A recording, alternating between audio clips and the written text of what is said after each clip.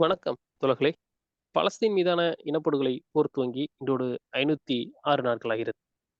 இந்நிலையில் இன்று 23 பிப்ரவரி ஹசன் நசரல்லா அவர்களின் இறுதி மரியாதை நிகழ்வு நடந்துள்ளது. லெபனான் தலைநகர் பெய்ரூட்டில். கிட்டத்தட்ட 14,00,000 மக்கள் கலந்து கொண்டிருக்கக்கூடும் என்று அங்கிருந்து வரும் தகவல்கள் தெரிவிக்கின்றன. மற்றும் உலகம் எங்கிருந்தும் பல செயற்பாட்டாளர்கள், இடதுசாரி அமைப்பைச் சேர்ந்தவர்கள் என பலரும் கலந்து கொண்டிருக்கின்றனர். அதே சமயம் மறுபுறம் நேற்று பாலஸ்தீன் தரப்பிலிருந்து விடுதலை செய்யப்பட்ட 6 இஸ்ரேலியர்களுக்கு மாற்றாக 600 பாலஸ்தீனியர்கள் இன்று காலை விடுதலை செய்யப்பட்டிருக்க வேண்டும். அவர்கள் தற்போது வரை விடுதலை செய்யப்படவில்லை.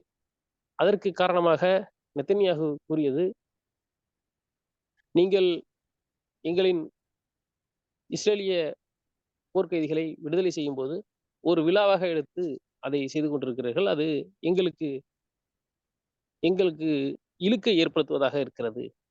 ஒரு அவதூறை அவமானத்தை தருவதாக இருக்கிறது.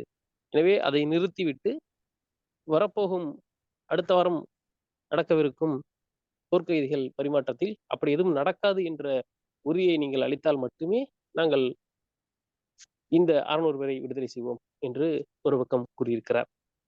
இப்படி வெவ்வேறு நிகழ்வுகள் வெவ்வேறு இடத்திலிருந்து நடந்து கொண்டிருக்கின்றன. தற்போதைய சூழல் கடந்த 2-3 நாட்களாக என்னெல்லாம் நடந்திருக்கிறது என்பதைத்தான் பேசவிருக்கிறோம். நம்மோடு தோழர் செந்தில் அவர்கள் இணைந்திருக்கிறார். வணக்கம் செந்தில் தோழர். வணக்கம் தோழர். தோழர், இன்னைக்கு நடந்த இது பார்த்திருப்பீங்க. ஹசன் நசரல்லாவுடைய இறுதி நிகழ்வு. ஆக்சுவலா வந்து அவரோட சேர்ந்து அவருடைய கசின் நினைக்கிறேன். அவரு 2 பேருக்கும் சேர்ந்து அந்த இது நடந்துச்சு. இதுல பார்த்துட்டு இருக்கும்போது இஸ்ரேல் வந்து போர் விமானத்தை அனுப்பிச்சு மிக தாழ்வா அதுக்கு மேல பறக்க வச்சு விட்டது. அதுக்கப்புறம் இஸ்ரேலுடைய ராணுவ அமைச்சர் நினைக்கிறேன். அவர் சொல்றது வந்து, பாத்தீங்கல்ல எங்களை அழிக்கணும்னு நினைச்சாரு ஹசன் நஸ்ரல்லா, அவரை நாங்க அழிச்சிட்டோம். எங்கள்கிட்ட யாருமே வாலாட்டக்கூடாது. இதுதான் எல்லாத்துக்கும் நடக்கும் அப்படின்ற மாதிரி சொன்னது. மற்றும் அங்கிருந்து வெவ்வேறு விஷயங்கள், வெவ்வேறு ஆட்கள் வெவ்வேறு மாதிரி பேசினது, இதெல்லாம் கவனிக்கப்பட்டுச்சு. இப்போ இந்த இத்தனை லட்சம் பேர் 14,00,000 பேர் கூடுனது, இது வந்து மிக முக்கியமான ஒரு நிகழ்வா நீங்க அப்பவே சொல்லியிருந்தீங்க. அது ஒரு வரலாற்று நிகழ்வா மாத்தணும்னு ஹிஸ்புல்லா வேலை பார்த்துட்டு இருக்கு அப்படின்னு. அது கிட்டத்தட்ட அப்படிதான் நடந்திருக்கு. நீங்க சொன்ன மாதிரி தான் நடந்திருக்குது. இன்னும் உள் டீடைல்ஸ் இதுக்குள்ள என்னெல்லாம் இருக்கு? நான் கவனிக்காம விட்டது என்னெல்லாம் இருக்குங்க சொல்லுங்க. சையத் ஹசன் நஸ்ரல்லா, அதாவது ஹிஸ்புல்லாவினுடைய முன்னாள் ஜெனரல் செக்ரட்டரியா இருந்த சையத் ஹசன் நஸ்ரல்லா ஒரு மானுமெண்டல் ஃபிகரு, ஒரு ரெவல்யூஷனரி லீடரு, ஒரு இஸ்லாமிக் ரெவல்யூஷனுடைய மிக முக்கியமான ஒரு அமைப்பினுடைய தலைவர். அவருடைய இறுதி நிகழ்வு இன்னைக்கு நடந்திருக்கு. அவர் கூடவே சையத் ஹசம் சஃபியுதீன், அவருடைய உறவினர், கசினு.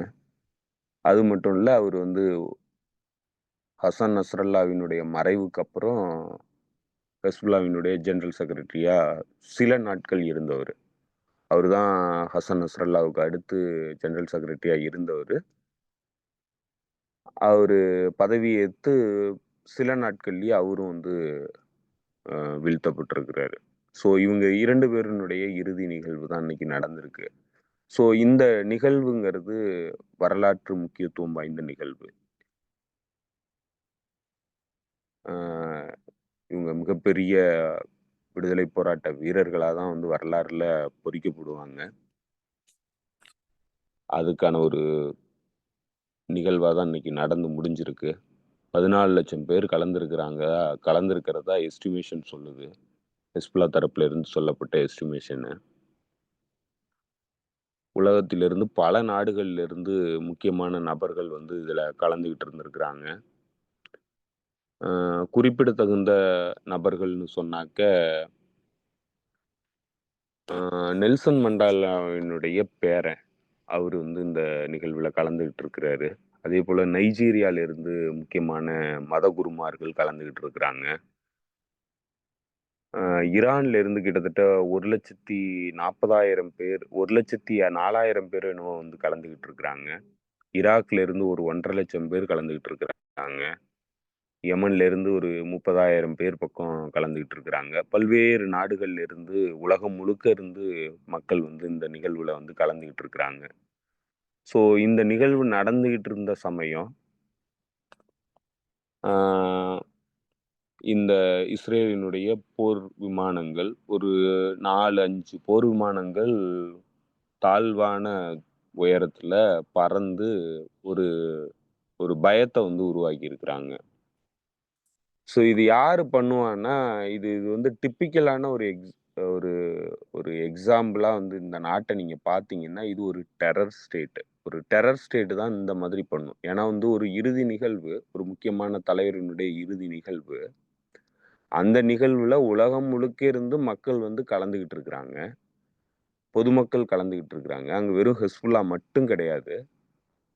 உலகம் முழுக்க சாதாரண பொதுமக்கள், லெபனான் முழுக்க இருக்கக்கூடிய பொதுமக்கள் எல்லாருமே வந்து அந்த நிகழ்வுல கலந்துகிட்டு இருக்காங்க. குழந்தை குட்டிகளோட கலந்துகிட்டு இருக்காங்க. அதுல போயிட்டு நீங்க வந்து ஒரு ஃப்ளைட்ட வந்து தாழ்வான தூரத்துக்கு அனுப்பிச்சு பயமுறுத்துறீங்கன்னா, இது டெரரிசம் தான். இந்த டெரர் ஸ்டேட் தான் இத வந்து பண்ணும். அது ஒரு டிப்பிக்கலான எக்ஸாம்பிளா நீங்க எடுத்துக்கலாம். ஒரு டெரர் ஸ்டேட் எப்படி இருக்கணும்னா, இஸ்ரேல் மாதிரி இருக்கணும். ஸோ அதுக்கான ஒரு உதாரணத்த வந்து இன்னைக்கு அவங்க காமிச்சிருக்கிறாங்க. இந்த படுகொலை நிகழ்வே கிட்டத்தட்ட வந்து ஒரு டெரர் ஸ்டேட் பண்ற நிகழ்வு தான். அதுக்குமே வந்து உதாரணத்த நீங்க எடுத்தீங்கன்னா, இஸ்ரேல தான் எடுத்துக்கணும். ஏன்னா ஒரு அமைப்பினுடைய தலைவர். நீங்க இந்த மாதிரி வந்து ஒரு அமைப்பினுடைய தலைவர், இல்ல ஒரு நாட்டினுடைய தலைவர, ஒரு போர் நடந்துகிட்டு இருக்கிற காலகட்டத்துல, எந்தவித ரெட் லைனும் இல்லாம, நீங்க போய் தாக்குறீங்க. அதுவும் வந்து அசாசினேட் பண்றதுக்கு பொதுமக்கள் வாழக்கூடிய பகுதியில குண்டு போட்டு கிட்டத்தட்ட 50 பொதுமக்கள கொன்னு, ஒரு தலைவர வந்து கொல்றதுக்காக நீங்க 87,000 டன்னு வெடிபொருட்கள போட்டு கொன்றிருக்கீங்கன்னா, அத எப்படி நீங்க சொல்லுவீங்க? யாரு வந்து இத பண்ணுவா? இது வந்து இன்சேன் பெர்சன் தான் வந்து இத பண்ண முடியும். ஒரு மனநிலை சரியா இருக்கிறவன் இத பண்ண முடியாது. மனநிலை சரியான, குரூவலான, கொடூரமான சிந்தனை கொண்டவன் தான் வந்து இந்த மாதிரியான ஒரு நிகழ்வ வந்து பண்ண முடியும். அது இஸ்ரேல் தான் பண்ணுச்சு. வரலாறுல இல்லாத அளவுக்கு ஒரு மிக மோசமான ஒரு நிகழ்வ வந்து இஸ்ரேல் தான் பண்ணியிருக்குது. அதுலயும் அது வந்து அதனுடைய டெரர் நேச்சர வந்து அது வெளிப்படுத்தியிருக்குது. அதே மாதிரி தான் அவருடைய இறுதி நிகழ்வு காலகட்டத்தையும் வந்து அது இன்னைக்கு அந்த மாதிரியான ஒரு சம்பவத்துல வந்து ஈடுபட்டிருக்கு. ஆ இதுல ஈரான் தரப்புல இருந்து ஈரானுடைய டெலிகேஷன் வந்து போயிருக்கு. ஈராக் டெலிகேஷன் போயிருக்கு. பிஎம்யு டெலிகேஷன் போயிருக்கு இந்த நிகழ்வுக்கு. ஈரான் டெலிகேஷன்ல பாராளுமன்ற சபாநாயகர் வந்து போயிருக்கிறாரு. அவரு கூட ஃபாரின் மினிஸ்டர் அக்ராச்சி போயிருக்கிறாரு. அதே போல பிஎம்யு டெலிகேஷன், அதாவது இதிலிருந்து வந்த பிஎம்யு டெலிகேஷன்ல முக்கியமான நபர்கள் போயிருக்கிறாங்க. லெபனானுடைய பிரசிடென்ட் போகல. பிரைம் மினிஸ்டர் போகல. பிரைம் மினிஸ்டருக்கு பதிலா ஹெல்த் மினிஸ்டரா இருக்கக்கூடியவர வந்து அந்த நிகழ்வுக்கு அவருடைய சார்பா அனுப்பிச்சிருக்கிறாரு. அமல் மூவ்மெண்ட் கம்ப்ளீட்டா வந்து அவங்களுடைய கேடர்ஸ் எல்லாரும் போய் கலந்துகிட்டு இருந்திருக்கிறாங்க. ஹிஸ்புல்லா மட்டும் இல்ல, ஹமாஸினுடைய லெபனான்ல இருக்கக்கூடிய உறுப்பினர்கள் போய் இந்த கூட்டத்துல கலந்துகிட்டு இருக்கிறாங்க. இப்படி பல்வேறு ஆக்சஸ் ஆஃப் ரெசிஸ்டன்ஸ் தரப்புல இருந்து மக்கள் வந்து கலந்துகிட்டு இருக்கிறாங்க. தலைவர்கள் கலந்துகிட்டு இருக்கிறாங்க. அவ்வளோ ஒரு முக்கியமான நிகழ்வா இன்னைக்கு இந்த நிகழ்வு வந்து நடந்தேறியிருக்கு. ஸோ இது வரலாறுல பொறிக்கப்பட வேண்டிய நிகழ்வா தான் நடந்து முடிஞ்சிருக்கு. இதுதான் ஹெஸ்புல்லா எதிர்பார்த்ததும் கூட. இதற்காக தான் வந்து அவங்க இந்த மாதிரியான ஒரு கிராண்ட் செரமனியா அத பண்ணணும்னு சொல்லிட்டு திட்டமிட்டு பண்ணியிருக்காங்க. இதுல இந்த இந்த போர் விமானங்கள் போன டயத்துல மக்கள் மத்தியிலிருந்து வந்த ஆவேச குரல்ங்கிறது இஸ்ரேலுக்கு ஒரு அச்சுறுத்தலை ஏற்படுத்தியிருக்கு. அவங்க வந்து இவங்கள அச்சுறுத்துறதுக்காக வந்தாங்க. ஆனா மக்கள் மத்தியிலிருந்து எழுந்த குரல்ங்கிறது, அது இத விட பல மடங்கு அச்சுறுத்தலை ஏற்படுத்தியிருக்கு இஸ்ரேலுக்கு. அவங்க என்ன கோஷமிட்டாங்கன்னா, நாங்க ஹஸ்ரல்லாவினுடைய வழித்தோன்றல்கள் அப்படின்னு சொல்லிட்டு. ஹஸ்ரல்லாவினுடைய வழிய பின்பற்றதுக்காக இருக்கக்கூடியவர்கள் அப்படின்னு சொல்லி அந்த மக்கள் வந்து குரல் எழுப்பியிருக்கிறாங்க. டெத் டு இஸ்ரேல் அப்படின்னு சொல்லிட்டு குரல் எழுப்பியிருக்கிறாங்க. ஸோ இந்த 2ம் வந்து இந்த இந்த போர் விமானம் வந்து பறக்கும்போது அவங்க வந்து ஆவேசமா கோஷம் எழுப்புறாங்க கைய உயர்த்தி. ஸோ இது என்ன நெனச்சு டெரரைஸ் பண்ணுங்கிறதுக்காக இந்த மக்கள டெரரைஸ் பண்ணுங்கிறதுக்காக அவங்க வந்தாங்களோ, அதுக்கு ஆப்போசிட்டா நடந்திருக்கு. சம்பவம் வந்து அதுக்கு ஆப்போசிட்டா நடந்திருக்கு. அவங்க பயப்படல. எதிர்ப்போம், உன்னை அழிப்போம் அப்படின்னு சொல்லி அவங்க குரல் எழுப்பியிருக்கிறாங்க. ஸோ இத தான் இஸ்ரேலினுடைய ஃபாரின் மினிஸ்டர் பேசும்போது சொல்லியிருக்கிறாரு. இஸ்ரேல அழிப்போம்னு சொல்ல அவங்களுக்கு ஒரு ஒரு எச்சரிக்கை குடுக்கறதுக்காக தான் இந்த ஃப்ளைட்ட வந்து நாங்க அனுப்பிச்சோம் அப்படின்னு சொல்லியிருக்கிறாரு. ஆனா அங்கேயும் வந்து இஸ்ரேல அழிப்போம்னு தான் அவங்க வந்து திரும்ப வந்து அ கோஷம் எழுப்பியிருக்கிறாங்க. ஸோ அதனால இஸ்ரேல் நெனைக்கிறது அச்சுறுத்தல் ஏற்படுத்தணுங்கிறதுக்கு பண்ணாங்க. ஆனா மக்கள் வந்து அதுக்கு அச்சமடையல அப்படிங்கிறத அந்த சம்பவத்துல அவங்க நினைவுபடுத்திட்டாங்க. இந்த நிகழ்வு வந்து நடந்து முடிஞ்சிருக்கு. அவங்களுடைய நல்லுடல் வந்து அடக்கம் பண்ணியிருக்கிறாங்க. அடக்கம் பண்ணிட்டதுக்கப்புறம் அ ஹெஸ்புல்லாவினுடைய ஜெனரல் செக்ரட்டரி சையத் நயீம் காசம் வந்து பேசும்போது, அ பல விஷயங்கள சொல்லியிருக்கிறாரு. அதுல குறிப்பா வந்து இந்த 5 பகுதிகள்ல இருந்து இஸ்ரேலிய ராணுவம் வெளியேறாம இருக்கிறது வந்து உடனடியா வெளியேறதுக்கான எல்லா நடவடிக்கைகளையும் அரசாங்கம் மேற்கொள்ளணும். அதற்கு முழு பக்கபலமா நாங்க நிற்போம் அப்படிங்கிறது சொல்லியிருக்கிறாங்க. அதேபோல இதுக்கப்புறம் நாங்க போற அணுகுற விதம்ங்கிறது இஸ்ரேல் கூட நாங்க நடத்தப் போற போர் அணுகுமுறைங்கிறது முற்றிலுமான வேறு விதமானதா இருக்கும் அப்படிங்கிறத சொல்லியிருக்கிறாரு. அது என்ன மாதிரியான போர் நடைமுறையா இருக்க போகுது அப்படிங்கிறது நமக்கு தெரியல. நமக்கு தெரியும் ஹிஸ்புல்லாவுக்கு 2 மிக முக்கியமான தலைவர்கள் வந்து இழப்ப சந்திச்சு மிகப்பெரிய இழப்ப சந்திச்சிருக்கு ஹிஸ்புல்லா.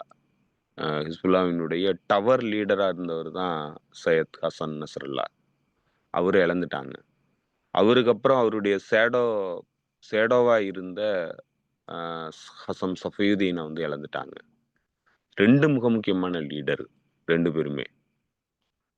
அந்த அமைப்பு அடுத்து தேறி வருமாங்கிற அளவுக்கு ஒரு சந்தேகத்தை எழுப்பக்கூடிய அளவுக்கு மிகப்பெரிய லீடர்கள வந்து இழந்துருச்சு. ஸோ பெரிய பின்னடைவ வந்து ஹெஸ்புல்லா சந்திச்சிருக்கு. அதுல எந்த மாற்று கருத்துமே இல்ல. ஆனா அதையும் தாங்கி நாங்க வந்து தொடர்ந்து இந்த எதிர்ப்பு போராட்டத்த பண்ணிட்டு தான் இருப்போம் அப்படிங்கிறத தான் அவங்க வந்து மீண்டும் தெளிவுபடுத்தியிருக்கிறாங்க. இந்த கூட்டத்த கூட்டதன் மூலமா அத வந்து உறுதிப்படுத்தியிருக்கிறாங்க. மக்கள் மத்தியிலயும் அத வந்து நம்பிக்கைய விதைச்சிருக்கிறாங்க. நாம ஒரு காலமும் அழிய மாட்டோம். மீண்டும் நம்ம எதிர்த்து நிற்போம் அப்படிங்கிறத தெளிவுபடுத்தியிருக்கிறாங்க. ஸோ அதனால அடுத்தடுத்த கட்டங்கள்ல இது என்ன மாதிரியான மாற்றங்கள சந்திக்கும், என்ன மாதிரியான முடிவுகள்ல வந்து மாற்றங்கள் ஏற்படும் அப்படிங்கிறதெல்லாம் அடுத்தடுத்த கட்டங்கள்ல நமக்கு தெரியும். ஆனா ஒரே ஒரு விஷயத்த தெளிவுபடுத்தியிருக்கிறாங்க. இஸ்ரேலிய துருப்புகள் லெபனான் சாவர்னிட்டிக்குள்ள இருக்க முடியாது. அவங்க வெளியேறணுங்கிறத உறுதியா சொல்லியிருக்கிறாங்க. அது எப்படி நடக்கும், அத எப்படி வெளியேத்துறாங்கங்கிறத நம்ம பொறுத்திருந்து பார்க்கணும். ஸோ அந்த அளவுக்கு இது ரொம்ப முக்கியமான ஒரு நிகழ்வு. நம்மளும் வந்து நம்மளுடைய வீர வணக்கத்த மிகப்பெரிய தலைவரா இருக்கக்கூடிய ஹசன் நஸ்ரல்லாவுக்கு தெரிவிச்சுக்கலாம்.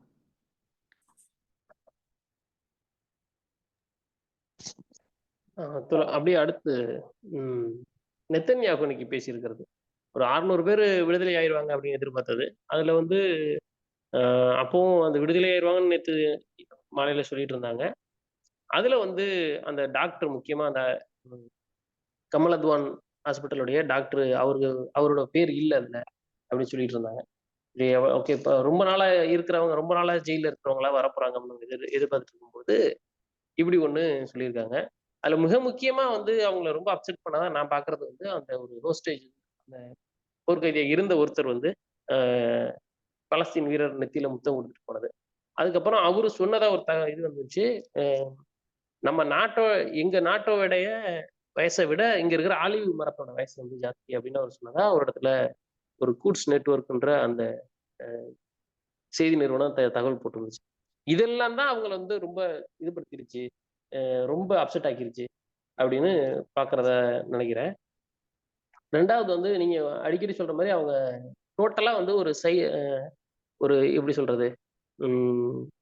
அது என்னமோ வார்ஃபேர் சொல்லுவீங்களே, சைக்காட்ரிக் வார்ஃபேர்ல இறங்கிட்டாங்க ஹமாஸ். அதத்தான் வந்து இப்ப அவங்களால சைக்கலாஜிக்கல் வார்ஃபேர். சைக்காலஜிக்கல் வார்ஃபேர்ல இறங்கிட்டாங்க. அவங்களால ரொம்ப பொறுக்கவே முடியல அப்படின்னு. அது நீங்க சொன்ன மாரி பைத்தியக்காரத்தனமா இருக்குது.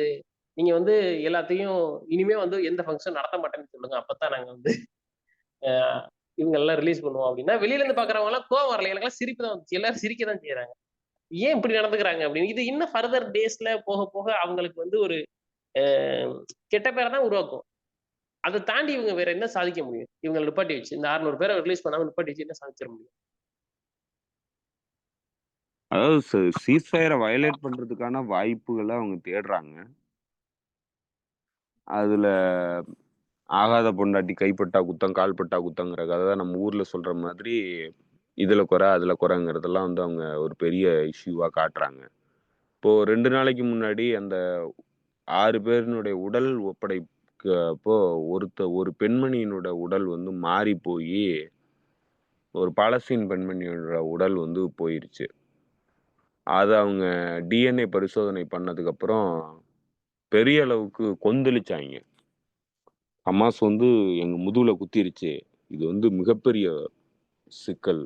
இது வந்து அக்ரீமெண்ட்ட மீறின செயல். அப்படி இப்படின்னு சொல்லிட்டு குதிச்சாய்ங்க. அப்புறம் ஹமாஸ் வந்து சொன்னுச்சு, இது வந்து ஏன்னா உருதெரியாத அளவுக்கு வந்து குண்டுவெடிப்புல பாதிப்புகள் ஏற்பட்டதுனால, பல பேர் இறந்து போனப்போ, எடுத்த பாடியில மிஸ் ஆயிருக்கிறதுக்கான வாய்ப்பு இருக்கு. இது வந்து ஒரு எரர் தான். நாங்க வந்து திரும்ப செக் பண்றோம். திரும்ப செக் பண்ணிட்டு நாங்க சரியான பாடிய வந்து அனுப்புறோம் அப்படின்னு சொன்னாங்க. அதுக்கு அடுத்து என்னன்னா, அதுல 2 குழந்தைகள் வந்து அந்த அ பெண்மணி கூட வந்த குழந்தைகள், அவங்களுடைய குழந்தைகள். அந்த குழந்தைகளும் அந்த குண்டுவெடிப்புல இறந்து போயிட்டாங்க. ஸோ, அதனால குழந்தைகள வந்து கொன்னுட்டாங்க ஹமாஸு. இது இதுக்கு பதிலடி வந்து குடுக்காம விட மாட்டோம். இதற்கான வெஞ்சியன்ஸ நாங்க தீர்க்காம விட மாட்டோம். அப்படின்னு சொல்லிட்டு மீண்டும் வந்து அதே மாதிரி குதிச்சாய்ங்க. கடைசியா கொன்னது இவங்க தாங்கிறத ஹமாஸ் தெளிவுபடுத்திருச்சு. ஏன்னா இந்த இந்த இது வந்து இப்ப தெளிவுபடுத்தல. எப்ப இவங்க கொன்னாங்களோ, குண்டு போட்டாங்களோ, அப்பவே சொல்லிடுச்சு, இந்த 3 பேர வந்து கொன்னுட்டாங்க அப்டின்ட்டு. அந்த குடும்பத்தினுடைய கிட்டத்தட்ட 3 பேர வந்து கொன்னுட்டாங்க. 4 ஒருத்தர் மட்டும் அந்த ஹஸ்பண்ட் மட்டும் வந்து தப்பிச்சுட்டாருன்னு நெனைக்கிறேன். ஆ அவரு போன டீல்லயே வந்து அவரு போயிட்டாருன்னு நெனைக்கிறேன். ஸோ, அதனால அவரு போயிட்டதுக்கப்புறம் அவரு கேட்டிருக்கிறாரு, என்னுடைய அ குழந்தை ப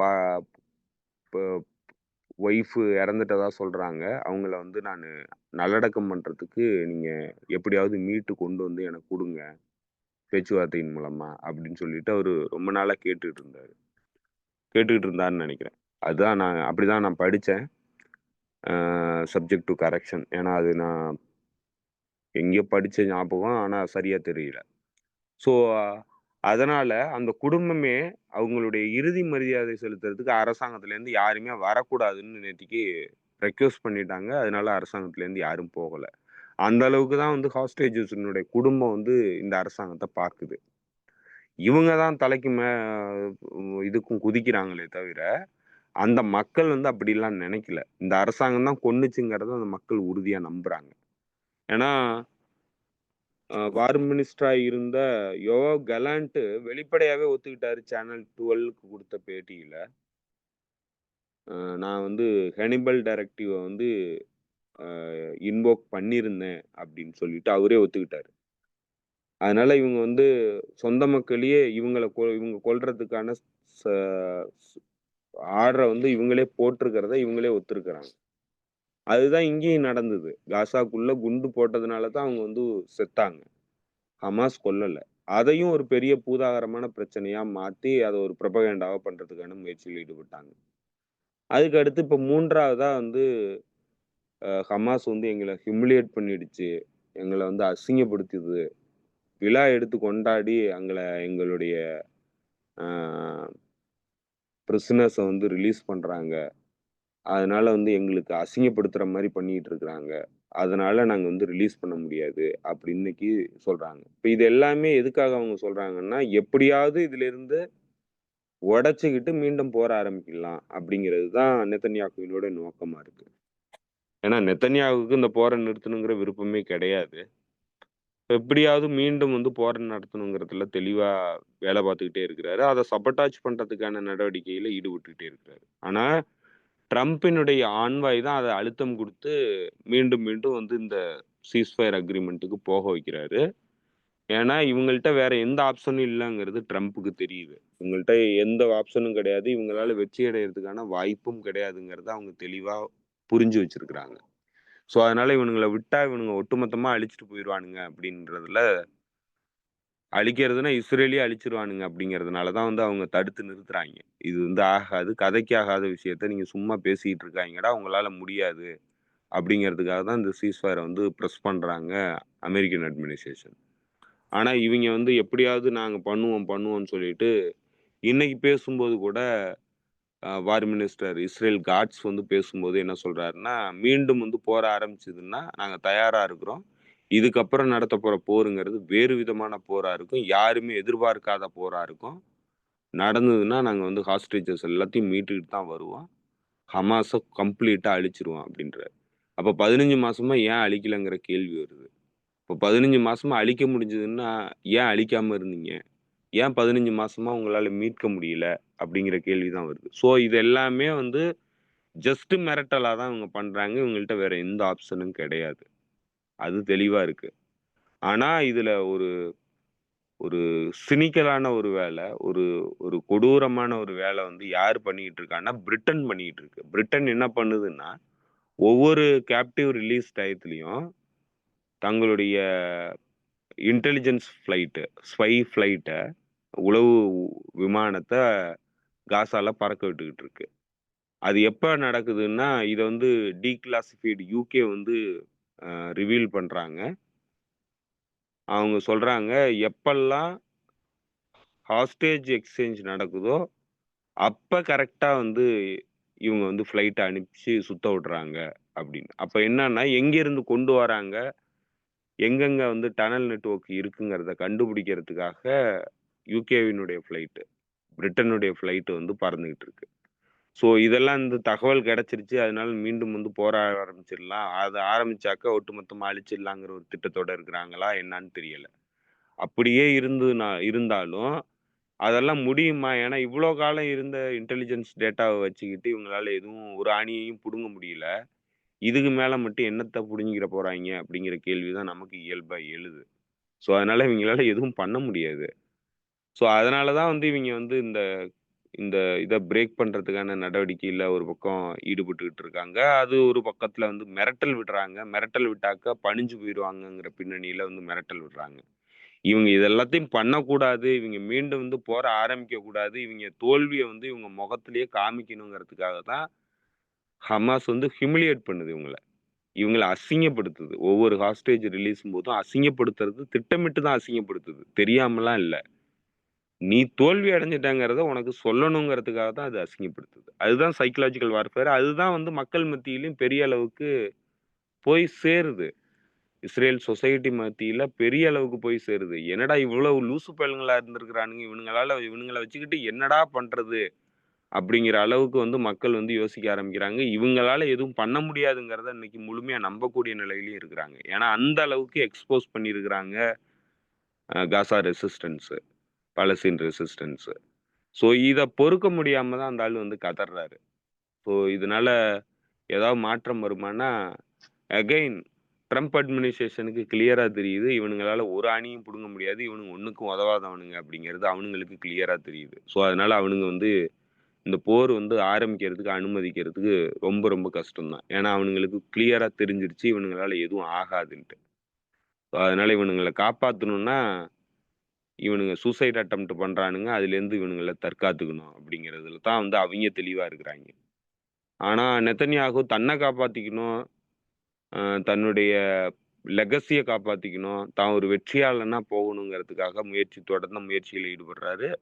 அது நடைமுறைக்கு சாத்தியமற்றது. அது நடக்கவும் நடக்காது. ஸோ அதனால எவ்வளோ ஹியூமிலியேஷன் நடந்ததுனாலும், இவனுங்க வந்து ஏத்துக்கிட்டு தான் ஆகணும். ஏன்னா வேற வழியே கிடையாது. போர்ல தோல்வி அடைஞ்சவன் ஹியூமிலியேஷனை ஏத்துக்கிட்டு தான் ஆகணும்.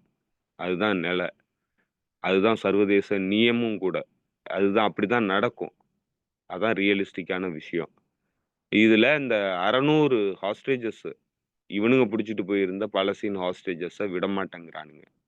இப்போ இது வந்து பெரிய அளவுக்கு கத்தார், எகிப்து போன்ற நாடுகளுக்கு நெருக்கடிய குடுக்குது. ஏன்னா, அவிங்க தான் வந்து இதுல மீடியேட் பண்ணியிருக்கிறாய்ங்க. அமெரிக்காவுக்கும் இவங்களுக்குமான உறவுல மிகப்பெரிய சிக்கல வந்து ஏற்படுத்துது கத்தார், எகிப்துக்கு இடையிலான உறவுல. ஸோ, இப்ப அவங்க பேசணும். மீடியேட்டர்ஸ் தான் வந்து இது கேரண்டரா இருக்கிறவனுங்க அவனுங்க தான். அவனுங்க தான் பேசணும். அவனுங்க பேசுனதுக்கு அப்புறம் இவனுங்க ரிலீஸ் பண்றானுங்களா என்னான்னு தெரியும். அதே நேரத்துல இவனுங்க என்ன சொல்றானுங்கன்னா, அடுத்த ஹாஸ்டேஜ் ரிலீஸ்க்கு அப்புறம் தான் வந்து நாங்க அவங்கள ரிலீஸ் பண்ணுவோம் அப்படின்னு சொல்றானுங்க. இது கம்ப்ளீட் விதிமீறல். இந்த அக்ரீமெண்ட்ல அந்த மாதிரிலாம் எந்த ரூல்ஸும் இல்ல. அப்படி பண்ணானுங்கன்னாக்க, இது வந்து விதிமீறல் தான். அப்ப அந்த விதிமீறல் பண்றானுங்கன்னா, இவனுங்க அக்ரீமெண்ட்ட மீறுறானுங்கன்னு அர்த்தம். ஏன்னா, இவனுங்க எப்பவுமே அக்ரீமெண்ட்ட மீறிட்டே இருக்கிறவனுங்க தான். இதுதான் வந்து லெபனான்குள்ள பண்றானுங்க. இத தான் இங்கேயும் பண்றானுங்க.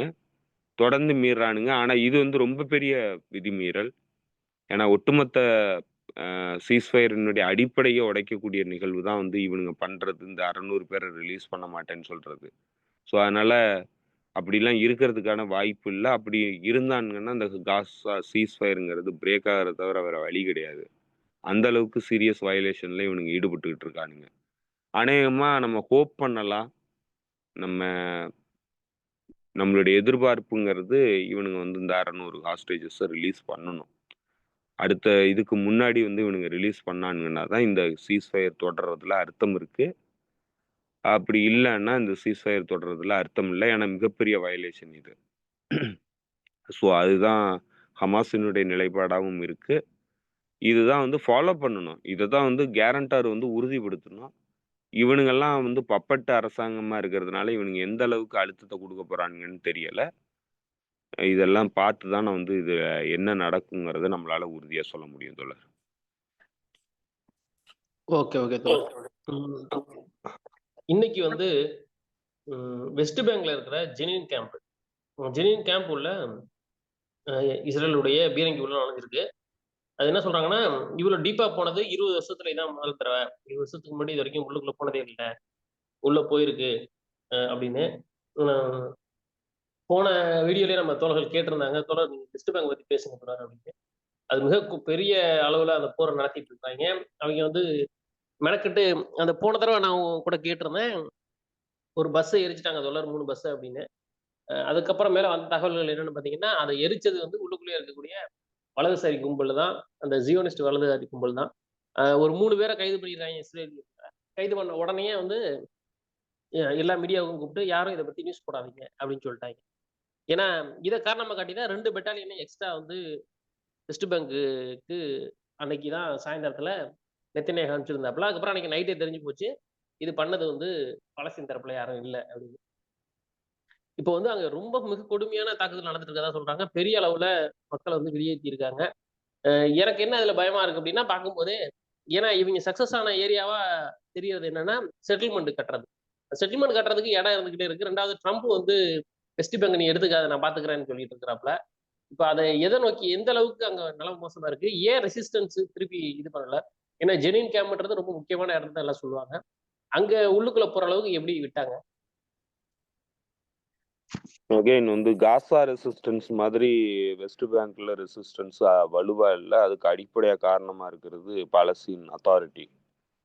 இந்த 5ஆம் படை காட்டி குடுக்குறவனுங்க தான் வந்து அதுக்கான காரணம். ஸோ அதனால இந்த அளவுக்கு வந்து அங்க ரெசிஸ்டன்ஸ் ஸ்ட்ராங்கா இல்ல. ஹமாஸ் மாதிரி ஒருத்தவங்க வந்து அங்க ரூல் பண்ணல. அவனுங்க வந்து அமெரிக்காவினுடைய பப்பட்டா இருந்து இயங்கிட்டு இருக்கானுங்க 5ஆம் படை குரூப்பு. அவனுங்க கம்ப்ளீட்டா பாலஸ்தீனியர்கள காட்டி குடுக்கறதுக்குன்னே இருக்கிறானுங்க. ஒரு காலத்துல அவனுங்க தான் வந்து முன்னின்று இந்த போராட்டத்த நடத்தி கொண்டு போனவனுங்க. யாசர் அராஃபத்தினுடைய மறைவுக்கு அப்புறம் அந்த அபு மொசம் வந்து உட்கார்ந்துகிட்டு இன்னைக்கு பெரிய துரோகியா மாறி நின்னுட்டு இருக்கான். ஸோ ஐ திங்க் வந்து அதுதான் அங்க இருக்கிற பெரிய சிக்கலு. 2வது பக்கத்துல ஜோர்டான் இருக்கு. ஜோர்டான் வந்து நமக்கு தெரிஞ்சது தான். ஜோர்டான் கிங்கு அமெரிக்காவினுடைய பப்பட்டு. அவன இன்ஸ்டால் பண்ணி வச்சிருக்கிறதே அமெரிக்கா தான். அவன அந்த நாட்ட உருவாக்குனதுக்கான அடிப்படை காரணமே இஸ்ரேல பாதுகாக்கிறதுக்கு தான். ஸோ, அதனால ஜோர்டான்ல இருந்து ஆயுத வரத்துகள் வர்றதுங்கிறது மிக கடினமான காரியம். ஸோ, அதனால அவங்கள்ட்ட அதற்கான அடிப்படை கட்டுமானம் வந்து ரொம்ப குறைவா இருக்கு. ரொம்ப லைட்டு வெப்பன்ஸ் தான் வச்சிருக்கிறாங்க. காசா மாதிரி ஸ்ட்ராங்கான வெப்பன்ஸ் யாரும் இல்ல அங்க. அதே மாரி பிளவும் இருக்கு. சொசைட்டிக்குள்ள பிளவும் இருக்கு. குறிப்பா வந்து பாலஸ்தீன் அத்தாரிட்டி வந்து அவங்களுடைய ஆர்ம்டு ஃபோர்ஸஸ வச்சுக்கிட்டு ஒடுக்குமுறையில ஈடுபடுறானுங்க. தெரியும் உங்களுக்கு இஸ்ரேல் இன்வேட் பண்ண ஆரம்பிக்கிறதுக்கு முன்னாடியே பாலஸ்தீன் அத்தாரிட்டி இந்த சிரியா ஃபாலுக்கு அப்புறம் அவனுங்க முழு மூச்சா வந்து ஆக்குபேஷன் ஃபோர்ஸ் மாதிரி வந்து இறங்கி மக்கள் குடியிருப்புலலாம் வந்து சுட ஆரம்பிச்சானுங்க. மக்கள கொலை பண்ணானுங்க. பொதுமக்களெல்லாம் வந்து ரோட்ல வச்சு கொலை பண்ணானுங்க. ஸோ, அந்த அளவுக்கு கொடூரமான வேலையிலலாம் வந்து ஈடுபட்டானுங்க. ஸோ, இப்ப அவனுங்க தான் வந்து அங்க இருக்கிற பிரச்சனைகளுக்கான அடிப்படை காரணம். அவனுங்க தான் அனுமதி குடுத்துருக்கிறது 8,00,000 செட்டில்மெண்ட்ஸுக்கு.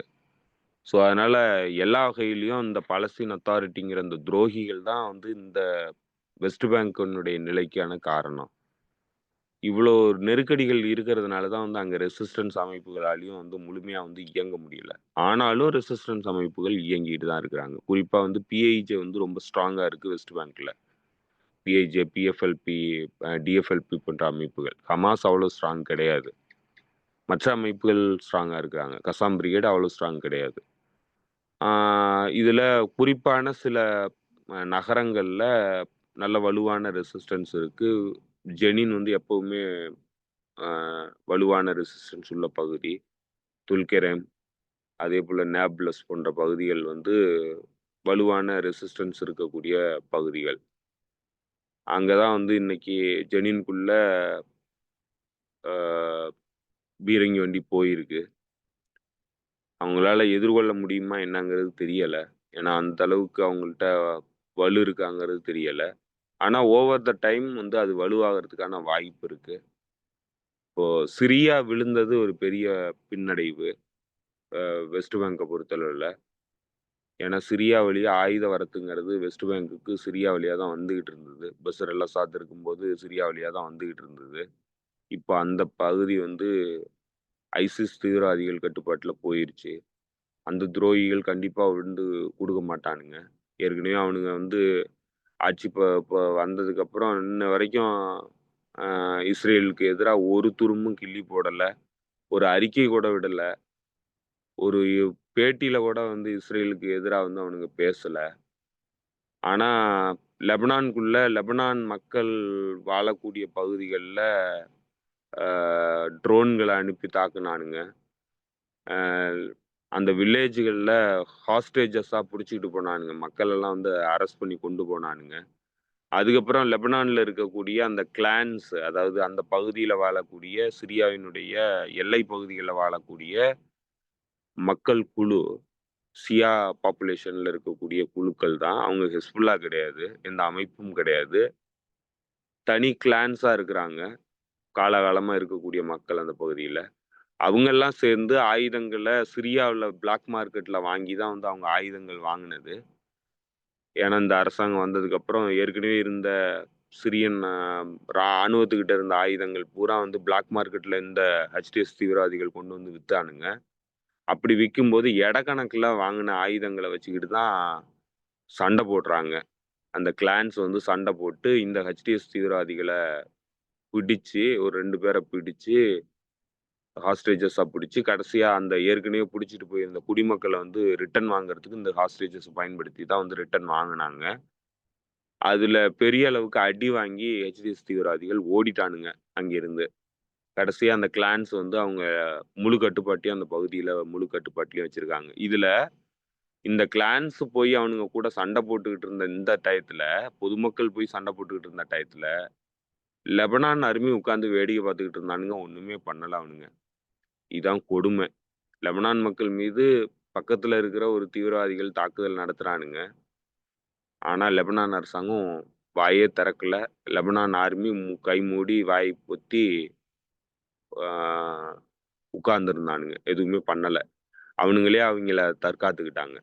இப்போ இதுதான் வந்து சவுத் லெபனான்லயும் இன்னைக்கு இருக்கிற நிலைமை. சவுத் லெபனான்ல ஹெஸ்புல்லா முன்னாடி நின்னு போயி போருக்கு போகலன்னா, மக்களே வந்து கையில ஆயுதத்த எடுத்துருவாங்க. அந்த நிலையில தான் வந்து அங்க நிலவரம் இருக்கு. ஸோ இது எல்லா வகையிலயும் இஸ்ரேலுக்கு மிகப்பெரிய சிக்கல் தான். இப்போ இப்படியெல்லாம் பண்ண பண்ண சிக்கல் தான். ஸோ அதனால இந்த இந்த சிரியாக்குள்ள இருக்கிற தீவிரவாதிகள் வந்து ஒரு காலத்திலயும் பாலஸ்தீனத்துக்கோ, இல்ல அரபு மக்களுக்கோ ஒரு துரும்பும் கிள்ளி போட மாட்டானுங்க. ஆனா இவனுங்க வந்து கம்ப்ளீட்டா அமெரிக்காவினுடைய கைக்கூலிகளா தான் இருந்திருக்கிறானுங்க. இத்தனை ஆண்டுகளும் இவனுங்க கைக்கூலியா தான் வேலை பார்த்திருக்கிறானுங்க. அவனுங்களுடைய முகத்திரை வந்து கிழிஞ்ச இடம்னா இந்த சம்பவங்கள் தான். இப்ப நடந்துகிட்டு இருக்கிற சம்பவங்கள் எல்லாமே அவனுங்க முகத்திரைய முழுமையா கிழிச்சிருச்சு. அவனுங்க இஸ்லாமிஸ்ட்டும் கிடையாது. அவனுங்க எந்த வகையிலும் இஸ்லாமுக்கும் அவனுங்களுக்கும் தொடர்பு கிடையாது. அரபுக்கும் அவனுங்களுக்கும் தொடர்பு கிடையாது. அவனுங்க கம்ப்ளீட்டா அமெரிக்காவினுடைய கைக்கூலிகள். சிஐஏ உருவாக்குன தீவிரவாத குரூப், மெர்சனரி குரூப் அவனுங்க. ஸோ அவனுங்க எதுவும் பண்ண மாட்டானுங்க. இப்ப அவனுங்க வந்துட்டதுனால, வெஸ்ட் பேங்குக்கு கொஞ்சம் நெஞ்சம் ஆயுதங்கள் வந்துகிட்டு இருந்ததும் தடப்பட்டு போச்சு. ஸோ இப்ப அதுதான் அவங்களுடைய பெரிய பின்னடைவு. ஸோ இத எப்படி ஓவர் கம் பண்ண போறாங்க? எப்படி வந்து ஆக்ஸிஸ் ஆஃப் ரெசிஸ்டன்ஸ் அவங்களுக்கு ஆயுத சப்ளைகள் பண்ண போறாங்க? அப்படிங்கிறதெல்லாம் நம்ம பார்த்தானா தான், இந்த பிரச்சனை வந்து அடுத்து எத நோக்கி நகருங்கிறது தெரியும். எந்த அளவுக்கு இவங்களால எதிர்கொள்ள முடியுங்கிறதும் தெரியும். ஆ அதேபோல இப்போ காசாக்குள்ள சண்டை நடத்தும்போது, மற்ற ஆக்சிஸ் ஆஃப் ரெசிஸ்டன்ஸ் எல்லாமே அதுக்கு உதவியா நின்னாங்க. ஆனா வெஸ்ட் பேங்க்ல அந்த மாதிரியான கம்ப்ளீட் இன்வேஷன் வந்து ஆரம்பிச்சாங்கன்னா, முழுமையான இன்வேஷன் வந்து இஸ்ரேல் ஆரம்பிச்சதுன்னா, அதே மாதிரியான சப்போர்ட் வந்து கிடைக்கிறதுக்கான வாய்ப்பும் இருக்கு. அப்படி ஒரு வேள அந்த வாய்ப்பு வரும்போது, கண்டிப்பா இந்த போரினுடைய உச்சம் உக்கிரம்ங்கிறது இன்னும் தீவிரமடையும். அடுத்து மீண்டும் ஒரு காசா மாதிரியான ஒரு நிலை தான் வந்து இங்கேயும் உருவாகும். அந்த அளவுக்கு எதிர்ப்புகள் வந்து எல்லா பகுதிகள்லேருந்தும் வரும். இஸ்ரேல் வந்து இந்த போர முடிக்கிறதுக்கான அ மனநிலையில கிடையாது. ஒரு பக்கம் இல்லன்னா, இன்னொரு பக்கம் போர ஆரம்பிக்கிறதுல தெளிவா வேல பார்த்துக்கிட்டு இருக்கானுங்க. அதுதான் அவனுங்களுக்கு தேவையானதாவும் இருக்கு. அதுதான் அவனுங்க விரும்புறானுங்க. அந்த வகையில அவனுங்க வந்து நெனைக்கிறது நடந்துகிட்டு இருக்கு.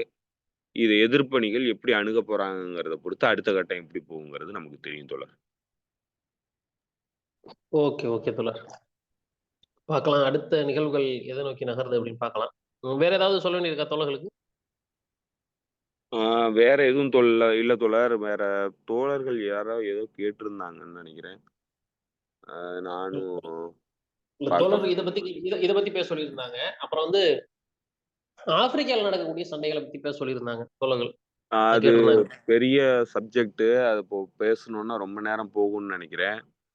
குறிப்பா ம்ஹ்ம். வந்து சில விஷயங்கள் நம்ம சொல்லிடலாம்னு நெனைக்கிறேன். சூடான்ல ஆ. நடக்கக்கூடிய சண்டை. சுடான் ஆர்மிக்கும் ஆ ரேபிட் ரெஸ்பான்ஸ் ஃபோர்ஸ்ன்னு சொல்லி ஸ்பெஷல் ஃபோர்ஸ். அவங்களுடைய பாராமிலிட்டரி குரூப். இந்த பாராமிலிட்டரி குரூப்பு யெமன்ல வந்து சண்டை போட்ட மெர்சனரி குரூப்பு. யெமன் மக்களுக்கு எதிரா சண்டை போட்ட சவுதி யுனைட்டட் அரப் எமிரேட்ஸினுடைய மெர்சனரி குரூப்பு. அவனுங்க அங்க போயி ராணுவத்துல இன்கார்ப்பரேட் பண்ணி பாராமிலிட்டரி குரூப்பா வேலை பார்த்துக்கிட்டு இருந்தானுங்க சூடானுக்குள்ள. அவனுங்கள யுஏஇ தான் சப்போர்ட் பண்ணது.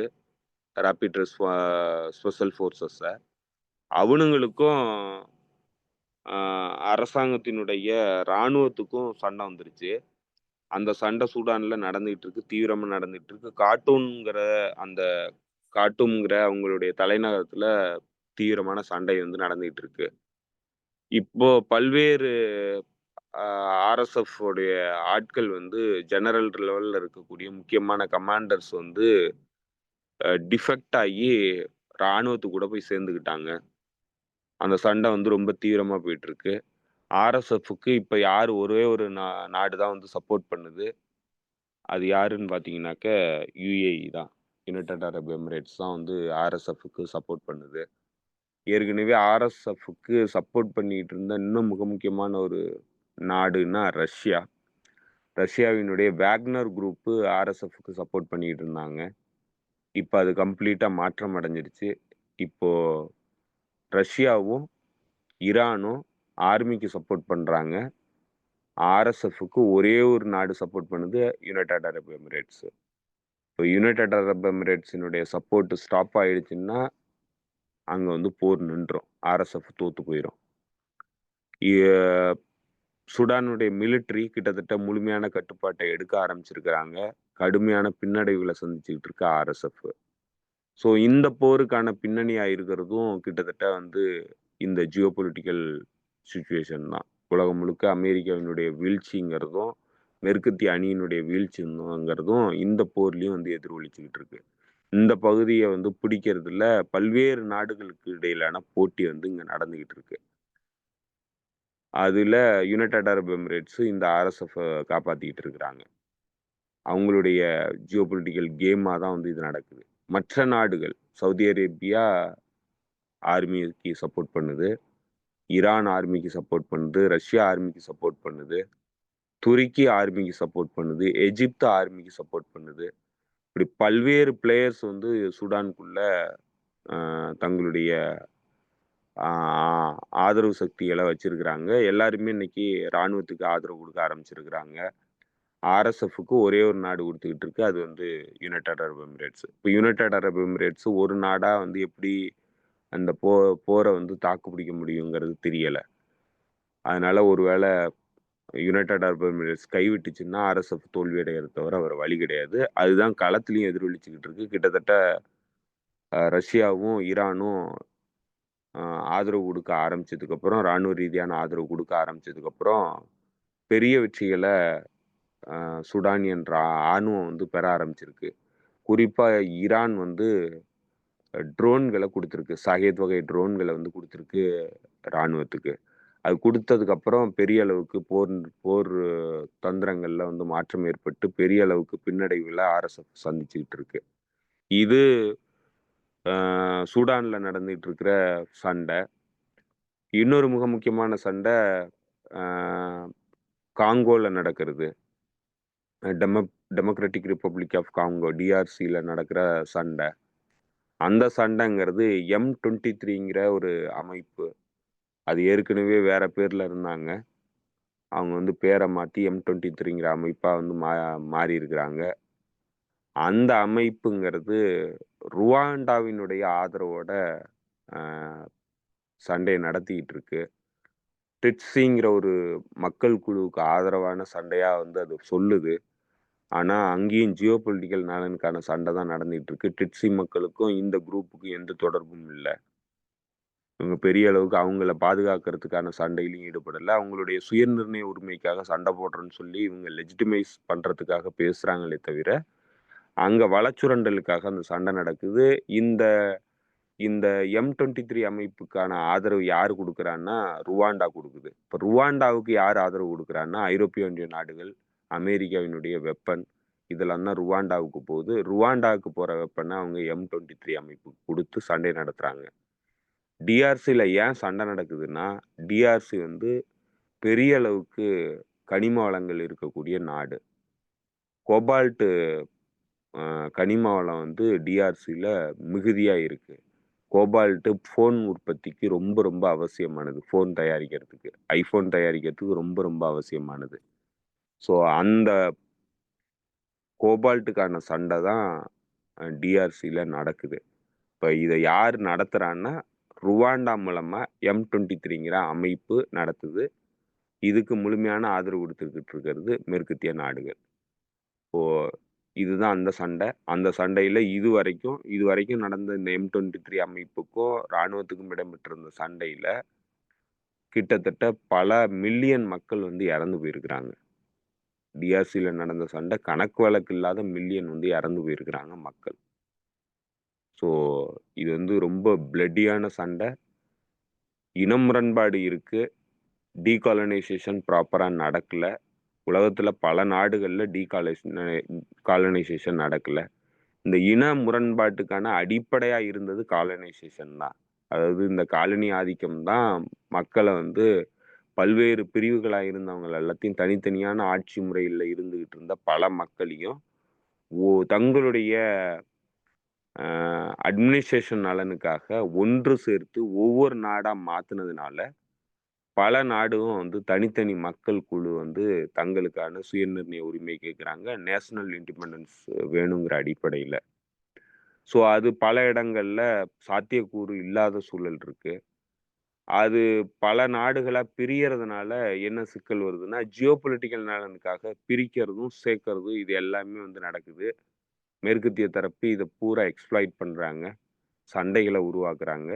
இதன் மூலமா வளச்சுரண்டல்ல ஈடுபடுறாங்க. இந்த வளச்சுரண்டலுக்காக தான் இந்த பகுதி முழுக்க வந்து சண்டை நடந்துகிட்டு இருக்கு. இது 2வது பிரச்சனை. 3வது பிரச்சனை, அ புர்கினா ஃபாசோ, மாலி, சாட், நைஜர் போன்ற நாடுகள். நைஜர், மாலி, புர்கினா ஃபாசோ இந்த 3 நாடும் சேர்ந்து சாகல் யூனியன் ஸ்டேட் அப்படின்னு சொல்லிட்டு ஒரு ஒரு கான்ஃபெடரேஷன் செட்டப்ப வந்து உருவாக்கியிருக்கிறாங்க. ஒரு நாடு மாதிரி இயங்கக்கூடிய தன்மையில. இது எப்படின்னா யுஏஇ மாதிரி. பல எமிரேட்ஸ் வந்து சேர்ந்து ஒரு யுனைட்டட் அரப் எமிரேட்ஸா உருவான மாதிரி 3 நாடுகள் சேர்ந்து இந்த கட்டமைப்ப உருவாக்கியிருக்கிறாங்க. உங்களுடைய பண பரிவர்த்தனையிலிருந்து எல்லாத்தையும் வந்து ஒரே கரன்சியா மாத்தி, அ எல்லாரும் இணைந்து இயங்கணுங்கிறதுல வந்து பண்றாங்க. அதன் மூலமா தங்களுடைய பலத்த வந்து வலுப்படுத்த முடியும் அப்படிங்கிறத நம்புறாங்க.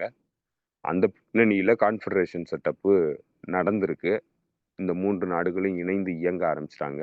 இதனால ஈகோவாஸ் அதாவது economic union of a West African countries அப்படின்னு சொல்லிட்டு ஒரு அமைப்பு இருக்கு. அந்த அமைப்புக்கு தலைமை தாங்கிறது நைஜீரியா. இந்த நைஜீரியா மற்ற நாடுகள் எல்லாம் சேர்ந்து இந்த நாடுகளுக்கு எதிரான போர் நடவடிக்கைக்கு தயாரானாங்க. குறிப்பா வந்து நைஜர் நாட்டுக்கு எதிரான போர் நடவடிக்கைக்கு தயாரானாங்க. இவங்க இங்க ஆட்சி மாற்றம் ஏற்பட்டதுனால, இந்த 3 நாட்டிலயும் ஆட்சி மாற்றம் ஏற்பட்டு ராணுவ ஆட்சி வந்திருக்கு. ராணுவ ஆட்சின்னா இது ஒரு விசித்திரமான ராணுவ ஆட்சி இந்த நாடுகள்ல ஏற்பட்டது. எல்லாருமே வந்து மக்கள் ஆதரவோட மக்களுக்கான பாலிசிய இண்டிபெண்டன்டான பாலிசிய வந்து டிசைன் பண்றாங்க. அதனால மேற்கத்திய தரப்பு எதிர்க்கிறாங்க. அதற்கு ஆதரவா ஈகோவாஸ் வந்து அவங்களுக்கு எதிரான சண்டைக்கு போறோம்னு சொன்னுச்சு. அப்ப இவங்க 3 பேரும் சேர்ந்து ஒருவேளை நைஜருக்கு எதிரான போர்ல நீங்க ஈடுபட்டீங்கன்னா, நாங்க 2 பேரும் இணைந்து நாங்க 3 பேரும் சேர்ந்து தான் சண்டை போடுவோம் அப்படின்னு சொல்லி எச்சரிக்கை விட்டதுக்கப்புறம், அந்த சண்டை வந்து நடக்கல. ஸோ அதுக்கப்புறம் இவங்க வந்து அத கான்ஃபெடரேஷன் செட்டப்பா மாத்திட்டாங்க. இப்ப கான்ஃபெடரேஷன் செட்டப்பா இருக்கு. அதேபோல இந்த பகுதியில செனகல்ல ஆட்சி மாற்றம் ஏற்பட்டு, இப்போ ஒரு டெமோக்ராட்டிக்லி எலக்டட் கவர்ன்மெண்ட் புது கவர்ன்மெண்ட் உருவாகி, அவரும் வந்து மேற்கத்திய ஏகாதிபத்தியத்துக்கு எதிரான நடவடிக்கையில ஈடுபட ஆரம்பிச்சிருக்கிறாரு. சாட்ல அந்த மாதிரியான மாற்றம் நடந்திருக்கு. நம் பல்வேறு நாடுகள்ல, குறிப்பா வந்து வடக்கு, மேற்கு ஆப்பிரிக்கன் நாடுகள்ல இந்த மாதிரியான மாற்றங்கள் பெரிய அளவுக்கு தொடர்ந்து இடம்பெறுது. இது வந்து பெரிய அளவுக்கு இது எல்லாமே வந்து பிராங்கோஃபோன் கண்ட்ரீஸு. பிராங்கோஃபோன் கண்ட்ரீஸ்னா பிரெஞ்சினுடைய ஆதிக்கத்தின் கீழ இருந்த காலனிய நாடுகள். நவீன காலனியத்துவத்தின் கீழ இருக்கக்கூடிய நாடுகள். இப்போ பிரெஞ்சு காலனியா சக்தியா இருந்ததுனால, பிரெஞ்சினுடைய படைப்பிரிவுகள் இங்க இருந்தாங்க. அவங்க எல்லாருமே ஐசிஸ்க்கு எதிரான சண்டையில ஈடுபடுறோம்னு சொல்லிட்டு வந்து இங்க இருந்தாங்க. அவங்கள எல்லாத்தையும் வெளியேத்துறாங்க. எல்லா நாடுகளும் வெளியேத்துறாங்க. அதுல புதுசா வந்து செனகல்ல இருந்து வெளியேத்துறதுக்கான நடவடிக்கை நடக்குது. அதேபோல சாட்ல இருந்து வெளியேத்தியிருக்கிறாங்க. இன்னும் பல நாடுகள் ஐவரி கோஸ்ட்ல இருந்து வெளியேத்துறாங்க. இப்படி பல்வேறு நாடுகள்ல இருந்து இந்த பகுதியில இருக்கக்கூடிய நாடுகள்ல இருந்து பிரான்சினுடைய படைகள வெளியேத்துறாங்க. அமெரிக்க படைகள வெளியேத்துறாங்க. ஸோ இது எல்லாமே ஒரு இண்டிபெண்டன்ட் பாலிசியா வந்து அவங்க எடுக்குறாங்க. அவங்களுடைய தொழில் வளர்ச்சி, அவங்களுடைய வளங்கள் எல்லாத்தையும் வந்து அவங்களுடைய மக்களுக்காக செலவு பண்ணுங்கிறதுல தெளிவா இருக்கிறாங்க.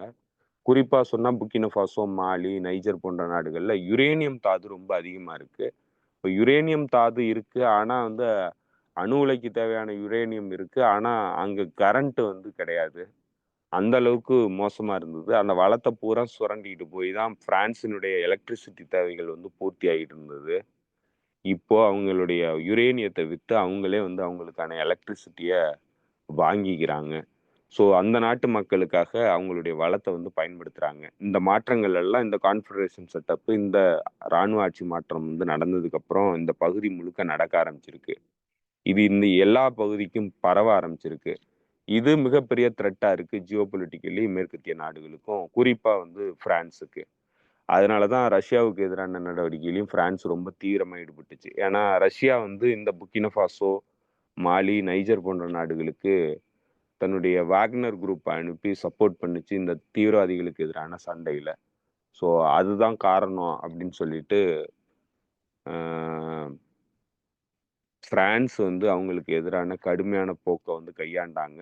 அதனுடைய ஒரு விளைவாகவும் அவங்க படை வீரர்கள்லாம் அனுப்புறோம், யுக்ரைனுக்கு ரொம்ப உதவி பண்ண போறோம் அப்படின்லாம் வந்து பேசிட்டு இருந்தாங்க. ஸோ இப்போ அதுவும் சிக்கலுக்கு வந்துருச்சு, இதுவும் சிக்கலுக்கு வந்துருச்சு. ஸோ அதனால இதுல எல்லா வகையிலையும் பிரான்ஸ் வந்து எல்லா பக்கத்துலயும் லூஸ் பண்ணிக்கிட்டு இருக்கு. ஸோ ஆப்பிரிக்கன் கான்டினென்ட்டை பொறுத்தவரை நம்ம பல விஷயங்கள் நடந்துகிட்டு இருக்கு. மொசாம்பிக்கு, ஜிம்பாப்வே, எரித்ரியா, எத்தியோப்பியா, சொமாலியா, சொமாலிலாண்டு, இப்படி பல்வேறு பிரச்சனைகள் நடந்துகிட்டு இருக்கு. சொமாலிலாண்டு தனிநாடு சண்டையில விழுந்து ஈடுபட்டு ஒரு ஒரு டிஃபேக்டோ ஸ்டேட்டா ரன் பண்ணிட்டு இருக்காங்க, சொமாலில இருந்து பிரிஞ்சு. அதை வந்து ட்ரம்ப் வந்து தன்னுடைய முதல் ஃபாரின் பாலிசி திட்டமா வச்சிருந்தது சொமாலிலாண்டை தனிநாடா அங்கீகரிப்பேன் அப்படின்னது. அது இன்னும் அங்கீகரிக்கப்படலை. அங்கீகரிக்கிறதுக்கான பணிகள் வந்து நடக்குது. ஏன் வந்து அதை பண்றாங்கன்னா, முக்கியமா வந்து அது ரெட் சீல இருக்கக்கூடிய ஒரு மிக முக்கியமான ஸ்ட்ராட்டஜிக் இம்பார்ட்டன்ட் தளம். ஸோ யமன் அன்சாருல்லா அமைப்பை எதிர்கொள்றதுக்காக அந்த பகுதியை வந்து அவங்க தனிநாடா அங்கீகரிக்கிறதுக்கான நடவடிக்கையில் ஈடுபடுறாங்க. அதே போல எத்தியோப்பியாவுக்கும் சொமாலியாவுக்கும் பிரச்சனை வந்தது. எத்தியோப்பியாவினுடைய அதிபர் வந்து சொமாலிலாண்டுக்கு போய் அங்க இருக்கிற ஒரு ஒரு துறைமுகத்தை வந்து குத்தகைக்கு எடுக்கிறதுக்கான முயற்சியில் ஈடுபட்டதுனால சொமாலியிலிருந்து பிரிஞ்சு போறதுக்கு சொமாலிலாண்டு விருப்பப்படுது. அதை அங்கீகாரம் பண்ண மாதிரி மெமரண்டம் போட்டு வந்துட்டாங்கன்னு சொல்லிட்டு எத்தியோப்பியாவுக்கும் சொமாலியாவுக்கும் பிரச்சனையானது. அது டிப்ளமேட்டிக் உறவுகள்லாம் துண்டிக்கிற அளவுக்கு பிரச்சனை வந்து தீவிரமடைஞ்சு போச்சு. இப்படி இந்த பகுதி இது எல்லாமே பார்த்தீங்கன்னா ஸ்ட்ராட்டஜிக் இம்பார்ட்டன்ட் லொகேஷன். இந்த வடக்கு ஆப்பிரிக்காவினுடைய பகுதிகள். இது ஏன்னா இதுதான் இப்போ வெஸ்ட் ஏசியாவினுடைய போர்க்காலத்துக்கு ரொம்ப முக்கியமான பகுதிகளா இந்த பகுதிகள் இருக்கு. இப்போ வெஸ்ட் ஏசியா எந்த அளவுக்கு முக்கியங்கிறதுனுடைய அடிப்படைகளை நீங்க இந்த பிரச்சனைகளை எல்லாத்தையும் பார்க்கும்போது உங்களுக்கு புரியும். இப்போ வெஸ்ட் ஏசியாவுக்காக இந்த இந்த நார்த் ஆப்பிரிக்கன் பகுதியை பூரா வந்து பிரச்சனைகள்ல சிக்க வச்சிருக்கிறாங்க. அந்த பிரச்சனைகள் எல்லாம் வந்து இந்த பகுதி முழுக்க வந்து பிரச்சனை நடக்குது. நீங்க இதுல எல்லா நாடுகள்லயும் பிரச்சனை இருக்கு. எஜிப்து மட்டும்தான் வந்து இதுல தப்பிச்சுக்கிட்டு இருக்கு இது வரைக்கும். எஜிப்துக்கு அடுத்து இருக்கிற லிபியா, துனிஷியா, நீங்க சாடு, அதே போல புர்கினா ஃபாசோ, மாலி, செனகல், வெஸ்டர்ன் சகாரா, மொராக்கோவுக்கும் வெஸ்டர்ன் சகாராவுக்கும் ரொம்ப நாளா பிரச்சனை நடந்துகிட்டு இருக்கு. வெஸ்டர்ன் சகாரா தனிநாடை கோரிக்கைக்காக ரொம்ப நாளா போராடிட்டு இருக்கிற ஒரு ஒடுக்கப்படுற சமூகம். ஸோ அது போல பல்வேறு இடங்கள் இந்த பகுதி முழுக்கவுமே வந்து பிரச்சனை தான். சொமாலியா, எத்தியோப்பியா, எரித்ரியா, இப்படி பல்வேறு நாடுகள் இந்த பகுதி முழுக்க இருக்கிற நாடுகள் பூராவுமே பிரச்சனை. ஏன்னா இவங்களுடைய லொக்கேஷன் தான் இவங்களுக்கு இருக்கிற பிரச்சனை. இந்த பகுதியில இருக்கிறதுனால வெஸ்ட் ஏசியாவினுடைய கட்டுப்பாடுங்கிறது ஆயில் கட்டுப்பாட்டை வந்து தங்களுடைய கட்டுப்பாட்டில் வச்சுக்கணுங்கிறதுக்காக இந்த பகுதி முழுக்க வந்து பிரச்சனைகளை உருவாக்கிக்கிட்டே இருந்திருக்கிறாங்க. இவ்வளோ காலம் உருவாக்கிட்டு இருந்திருக்காங்க.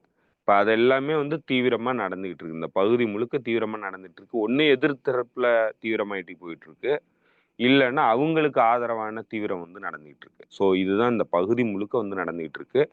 நீங்க தென் ஆப்பிரிக்கன் சைடுக்கு நீங்க போனீங்கன்னா சவுத் ஆப்பிரிக்காவுக்கு எதிரான அமெரிக்காவினுடைய நடவடிக்கைகள் கூர்மையடைய ஆரம்பிச்சிருக்கு. ஏன்னா அவங்க பாலஸ்தீனுக்காக இஸ்ரேல இனப்படுகொலைக்கு எதிரான வழக்குல கொண்டு போய் வச்சிருக்கிறதுனால அழுத்தங்கள் கொடுக்கறதுக்காக மிரட்டல் விடுறாங்க. ரெண்டாவது அவங்க பிரிக்ஸ்ல முக்கியமான நாடா இருக்கிறாங்க. அதனால அவங்களுக்கு எதிரான டாரிஃபை போடுவாங்கிறாரு, பொருளாதார தடை விதிப்பேன்னு சொல்லி ட்ரம்ப் வந்து எச்சரிக்கை விடுக்கிறாரு. இவங்களுக்கும் இடையிலான அந்த டிப்ளமேட்டிக் உறவுகள்ல மிகப்பெரிய சிக்கல்கள் ஏற்பட்டுக்கிட்டு இருக்கு. ஏற்கனவே ஜிம்பாப்வே வந்து பெரிய அளவுக்கு அமெரிக்காவினுடைய ஆதிக்கத்தினால பெரிய சிக்கல்ல மாட்டி இது வரைக்கும் வெளியேற முடியாம இருக்கு. அந்த நாட்டினுடைய பண மதிப்புலேருந்து பொருளாதாரம்லேருந்து சுக்குநூறா உடைச்சு போட்டு வச்சிருக்கிறாங்க. அந்த நாடு அது மாதிரி கிடக்கு. மொசம்பிக்ல பிரச்சனை இருக்கு. டிஆர்சி, சென்ட்ரல் ஆப்பிரிக்கன் ரிப்பப்ளிக், இப்படி பல்வேறு நாடுகள் இந்த பகுதி முழுக்க கிட்டத்தட்ட ஆப்பிரிக்கன் கண்டம் முழுக்கவுமே வந்து ஏகாதிபத்திய சக்திகளினுடைய ஆதிக்கத்துக்காக, வளச்சுரண்டலுக்காக எல்லா நாடுகள்லயும் தீவிரவாத பிரச்சனையிலிருந்து, இரு நாட்டு பிரச்சனையிலிருந்து, இன ரீதியான பிரச்சனையிலிருந்து எல்லா பிரச்சனையும் இந்த பகுதி முழுக்க வந்து நடந்துகிட்டு இருக்கு. ஸோ அதனால ஆப்பிரிக்கன் கான்டினென்ட்டை பத்தி பேசணும்னா பேசிக்கிட்டே இருக்கலாம். அவ்வளவு பிரச்சனைகள் வந்து அந்த கண்டம் முழுக்க இருக்கு. இப்ப இதெல்லாம் மாற்றம் ஏற்படுத்துற ஒரு விதமா ஆப்பிரிக்கன் கான்டினென்ட் இன்னைக்கு வளர்ச்சி அடையக்கூடிய மிக முக்கியமான கான்டினென்ட். மிக வேகமாக வளர்ச்சி அடையக்கூடிய கான்டினென்ட். இதுக்கு காரணம் யாருன்னா சைனா. சைனாவினுடைய இன்வெஸ்ட்மெண்ட் தான் இந்த நாட்டினுடைய வளர்ச்சிகளை வந்து தீவிரப்படுத்துது. அதை முறிக்கிறதுக்கான பணியில இவனுங்க வளச்சுரண்டல் ஈடுபடுறதுங்கிறதுக்காக இந்த கான்டினென்ட் முழுக்க வந்து பிரச்சனையை உருவாக்கிக்கிட்டே இருக்கிறானுங்க. ஸோ இது இது தீராத பிரச்சனையா பல பல ஆண்டுகளா, பல தசாப்தங்களா இந்த பகுதி முழுக்க வந்து பிரச்சனை நடந்துகிட்டே இருக்கு தோழர். புரியுது புரியுது தோழர். நீ என்ன யாரை நிம்மதியா வாழ விட்டாங்க அதுதான் தெரியுது நல்லா. அடுத்துதான் இப்ப நீங்க சீனா சொன்ன பிறகுதான் தெரியுது. நீ அடுத்து நம்ம சீனாவோட இதை பத்தி பேசணும். கண்டிப்பா அடுத்த எபிசோட்ல கூட பேசணும்னு நினைக்கிறாங்க. ஏன்னா சீனா இதுல வந்து என்ன பண்ண போறாங்க அப்படின்னு. ஏன்னா பிலிப்பைன்ஸுக்கும் சீனாவுக்குமான உரசல் அங்க தினம் தினம் 2 நாளைக்கு ஒரு தடவை கப்பல்கள் ரெண்டும் மோதிக்கிற மாதிரியான தகவல் வந்துகிட்டே இருக்கு. அது திரும்ப திரும்ப தொடர்ந்து போயிட்டே இருக்கு. பிலிப்பைன்ஸ் சீனா இடையிலான அந்த இது பார்க்கலாம். அடுத்தடுத்த நிகழ்வு எப்படி போகுதுன்னு பார்க்கலாம். ட்ரம்ப் அரசாங்கம் வந்ததுக்கு அப்புறம் இனிமே முழுக்க முழுக்க வந்து சீனாவும் ஈரானும் தான் மையமானது. இப்ப இவங்க வந்து ஏதோ ரஷ்யா கூட போய் நாங்க அதை பேசினோம் இந்த வாரத்துல வந்து ரஷ்யாவுக்கு எங்களுக்கும் ஒப்பந்தமே கையெழுத்தாயிரும் அப்படின்றாங்க. இப்ப கொஞ்ச நேரத்துக்கு முன்னாடி இவரு ஜெலன்ஸ்கி பேசினப்ப சொல்றாரு, நான் செத்தாலும் பரவாயில்ல, ஒண்ணு இந்த நாடு வந்து நிம்மதியா இருக்கணும், அப்படி இல்லைன்னா நேட்டோல சேரணும். ரெண்டுல ஏதாவது எது நடந்தாலும் சரி, எதுக்குன்னா நான் தயாரா இருக்கேன். நான் வந்து ரிசைன் பண்ணிட்டு போறதுக்கும் தயாரா இருக்கேன். நான் ரிசைன் பண்ணா இந்த நாடு நல்லா இருக்குமா சொல்லுங்க, நான் செய்யறேன் அப்படின்னு ரொம்ப இமோஷனலா பேசிட்டு இருக்காப்ல. அப்புறம் சொல்றாப்புல யுஎஸ்ஐடி வந்து எங்களுக்கு 350 பில்லியன் இருந்துச்சுலாம் போய் சொல்றாங்க. 500 பில்லியன் போய் சொல்றாங்க. எனக்கு வந்ததே 100 பில்லியன் தான் அப்படின்னு சொல்றாப்புல. இந்த 100 பில்லியன்ல காசு எங்கன்றதான் 100 பில்லியன் எங்க போச்சுன்ற காசு தான் இப்ப தெரியல. எவ்வளவு காசு வாங்கியிருக்காப்புல தெரியல, எங்க செலவு பண்ணாங்க, யார்கிட்ட போச்சு காசு தெரியல. ஏன்னா அது அவருக்கே தெரியலங்கிறாரு. 1.5 வருஷத்துக்கு முன்னாடி வந்திருக்குது, பாதி காசு வரலன்றாரு. அமெரிக்கா இது வரைக்கும் கொடுத்ததே வந்து ஒரு 190 பில்லியன் என்னமோதான் மொத்தமாவே கொடுத்துருக்குறாங்க. ஆனா ட்ரம்ப் என்ன கேக்குறாருன்னா 500 பில்லியன் டாலருக்கான சொத்தை வந்து எழுதி விடுறாங்கிறாரு. இல்ல இதெல்லாம் ஒரு பக்கம் தோல. நீங்க உக்ரைனுக்கான இதெல்லாம் பாத்தீங்கன்னா நம்ம வந்து இந்த மாசம் வேலைக்கெல்லாம் போயிட்டு இருக்கோம்ல, அங்க போய் அந்த போர் நடக்கிற டயத்துல மட்டும் ஏதாவது ஒரு ஆபீஸ்ல போய் வேலை செய்யறதே போதும். ஒரு சின்னோண்டு ஒரு முனிசிபாலிட்டி, ஒரு நகராட்சி மாதிரியான ஒரு ஊருக்கு 65 மில்லியனை எவ்வளவு கொடுத்துருக்காங்க. 65 மில்லியனு டெவலப் பண்ணுங்கடான்னு. அவங்க எல்லாம் யூஸ் பண்ணிட்டு 14 மில்லியன் கணக்கு இருக்கு, மீதி கணக்கு இல்லைன்றாங்க. 50 மில்லியன் எங்க போச்சுன்னு தெரியல. எல்லாம் சுருண்டிட்டு ஓடிட்டானுங்க. இப்ப என்னன்னா நாட்டியே சண்டைக்கு கொண்டு போய் விட்டதுனால அவனுங்க எவன் எல்லாம் வாய்ப்பு கிடைக்கிறவன் பூரா சுருட்டிட்டு ஓடிட்டான். ஒட்டுமொத்தமா நாட்டை வந்து இது எப்படின்னா அந்த விதை நெல்ல வித்து தின்ன கதை தான் ஆகி போச்சு. இப்ப அந்த நாட்டை வந்து ஒண்ணும் இல்லாம ஆக்குறதுக்கு இவனுங்க காசை வாங்கிக்கிட்டு எல்லாம் அவனும் பிரிச்சு தின்னுட்டு ஓடிட்டானுங்க. இப்ப அந்த நாடு ஒண்ணும் இல்லாம போய் கிடக்கு. அதான் நடந்திருக்கு. ரெண்டாவது நான் இன்னொரு மிக முக்கியமான விஷயம் சொல்லணும்னு நினைச்சேன், அதை மறந்துட்டேன். நம்ம ஏற்கனவே போன முறை பேசும்போது நம்ம சொல்லியிருந்தோம், ரஷ்யா வந்து அவங்களுடைய பார்ட்னருக்கு வந்து எல்லாத்தையும் வந்து தகவல் சொல்லுவாங்க அப்படின்னு சொல்லி நம்ம சொல்லியிருந்தோம். அப்போ சைனாவினுடைய ஃபாரின் மினிஸ்டரை வந்து சந்திச்சு பேசுனதை பத்தி சொல்லியிருந்தோம். நம்ம எதிர்பார்த்த மாதிரியே ஈரானுக்கு லாவ்ரோவ் வரார். வர்ற செவ்வாய்க்கிழமை அன்னைக்கு ஈரானுடைய லீடர்ஸை சந்திக்கிறதுக்காக லாவ்ரோவ் வந்து வராரு. ஸோ அதனால கிளியரா தெரியுது ரஷ்யா வந்து தங்களுடைய பார்ட்னரை யாரையும் விட்டு கொடுக்கறதுக்கு தயாரா இல்லைங்கிறது கிளியரா தெரியுது. அவங்களுக்கெல்லாம் வந்து எக்ஸ்பிளனேஷன் கொடுக்கறதுக்காகவும் அட்வைஸ் கேட்கறதுக்காகவும் வந்து அவங்க தெளிவா வேலை பார்க்குறாங்கங்கிறது தெரியுது.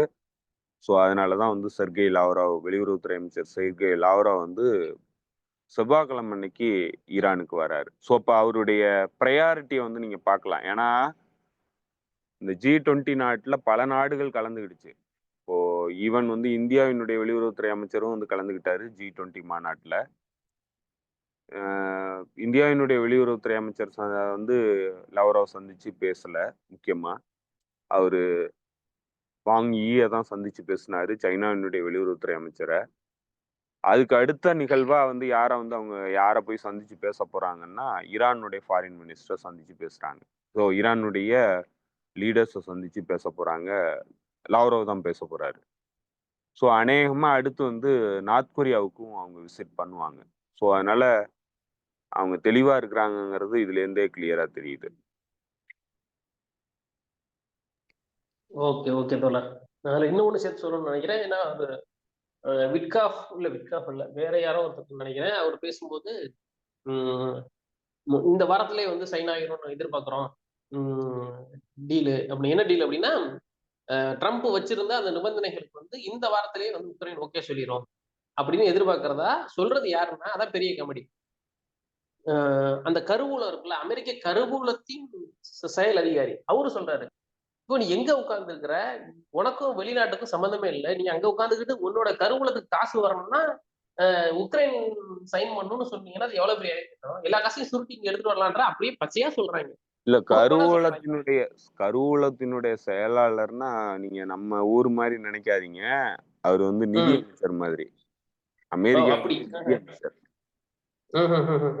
இப்ப நம்ம ஊர்ல நம்ம நிதி அமைச்சருங்கிற மினிஸ்டரா நம்ம போட்டிருக்கோம். அவங்க வந்து செக்ரட்டரியா போடுவாங்க. Treasury secretary.